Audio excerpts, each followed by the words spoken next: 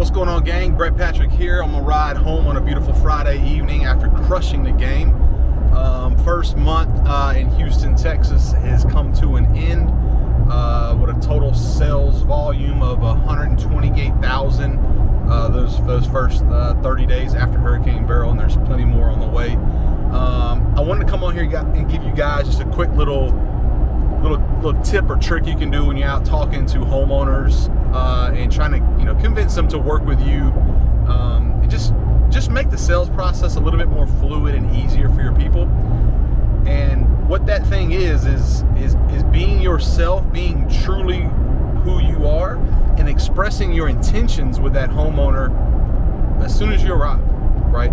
So I approach the door, I'm on an appointment, I'm knocking the door, whatever it is, and before you go and do your inspection to either see if they have damage from a hurricane or the current condition of their roof or their gutter system or whatever the service is that you're offering, you express your intentions that you have with them. And it's not a hard thing to do if you're an honest person, but you essentially just tell them what your intentions are, what you're looking for, and what you're trying to accomplish by being there for them today.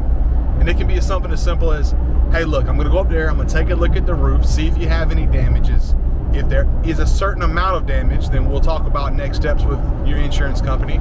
Or if it's not as much as we're thinking, then we'll try to get by with a roof repair. And I always tell people, I'll just say, hey, look, my goal is this. I want to go up there and see the current condition of the roof, and if we can get by with a repair, that's the route I want to go. But if I feel that there's enough to warrant filing a claim with insurance or putting together a retail quote for an entire roof replacement, we'll talk about need be. But my goal is to try to get you by with just a roof repair if all possible. And that little line right there provides some comfort and relaxes that homeowner prior to me going up to do my inspection or putting together my quote, because now they know that, like, okay, he's going to try to find a way to find a solution for me that's not going to be the most expensive option first. But if we can't do that, then I guess we'll have to go for the other option. And that just provides so much trust in me and my company that we're trying to help you the best way we can, because so many roofers or gutter guys always recommend a full roof replacement, and homeowners don't always want to hear that it's got to be a full roof. Now, there's going to be circumstances where that is truly the case, but if I can express my intentions, which is a true thing, that, hey, I want to try to get by with a repair if we can do it. If we can get a repair, that's the route we're going to go. But if we can't, I'll explain to you why we probably need to file a claim with insurance, or why I'm going to put together a quote for a full roof replacement. I did this most recently with a condominium down on Galveston Beach. The roof was only 7 years old, and they had someone do it, did a piss poor job. There's problems galore all over it. They'd already spent $20,000 since getting it done just seven years ago on repairs. They had me to come out to do repairs, and I told her this very thing.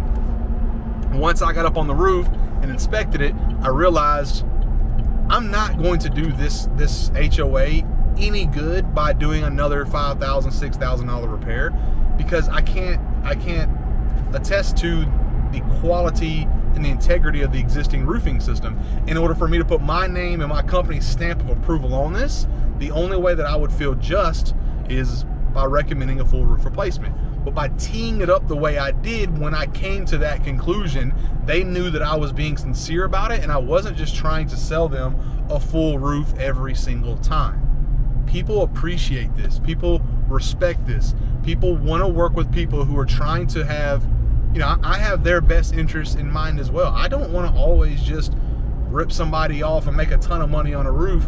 If that's what insurance wants to pay and it works out, great. But if I can help somebody and pay $1,500 to get a repair, and we can move on, they're happy, I make a few dollars, and we can move on in our lives, then that's an awesome solution as well. So the moral of the story is this: when you're dealing with your people, prior to putting together your estimate or doing your inspection, whatever your preliminary investigation work is prior to giving them a number, express to them your intentions for what you're getting ready to do. If your intentions are to sell them a full roof every single time, or a brand new gutter system, or whatever, express your intentions to do so. People appreciate it. In this day and age, nobody trusts anybody anymore in any and everything you can do to build up that trust factor with your people prior to you making your recommendation, your pitch, is paramount. So I appreciate you guys as always. I still need some tips, or I need some advice on this name, guys. I don't know what I'm going to do. I can't be gutter cleaning you forever. I'm not in the gutter cleaning space anymore. So somebody hook me up, give me a new name that I can use and put on this YouTube channel. Aside from that, if you are in the gutter cleaning space and you're thinking about getting into it as well, I still have my products available. You can click the link below to check those kind of things out. And as always, please consider subscribing to the channel. Share this with somebody who might have, might find something that I've said today is beneficial. Appreciate you guys so very much. Look forward to some more great content coming from me as I'm getting settled in here in the great state of Texas. As always, baby, keep them clean.